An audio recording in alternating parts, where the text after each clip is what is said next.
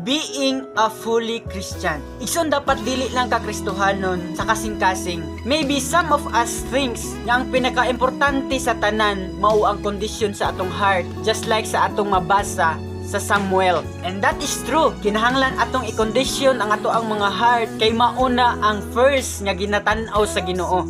But as a salt and light of this world, just like sa giingon ni Jesus, nga mahimo tang kahayag, mahimo tang panag-ingnan, mahimo tang good example ngadto sa mga tao para madala nato sila diha sa tiilan sa Ginoo. Maapil na pud siguro diha ang sinuotan.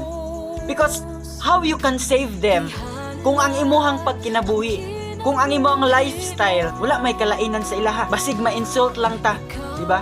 I want to dig it deeper sa ato ang topic. Maayo ba nga moingon ka nga Kristohanon ka, pero ang imuhang sinuotan sexy kaayo, naka-crop top, ug usay gani na uban nga magsuot og mga wala na human og tahi, magbayo og Bible verse unya ang profile wala nakabagay.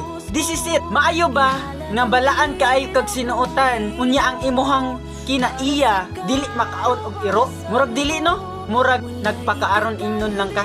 Verse na to, maayo ba sa usa ka balaan nga Kristohanon or balaan og kasing-kasing unya ang iyang sinuotan sexy kaayo, magpakita og mga cleavage, magsuot og mga wala na human nga mga sinina, murag makaingon ta nga wala nakabagay no? Yes, tinuod na siya. And dapat nga mahibalo ka nga every person nga makaangin sa tao sa pagpakasala, alaot siya. That's why, if we are a truly Christian, dapat nakabagay gyud ang ato ang kinabuhi. Sa sinuotan man na or kinaiya, kay sigurado gyud nga wala gyud kay sami atubangan sa Ginoo. So mauna siya. Dapat, if we are a true Christian, dapat fully Christian gyud ta.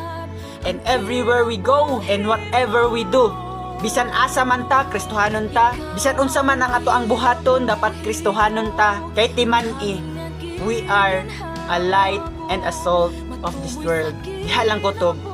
God bless.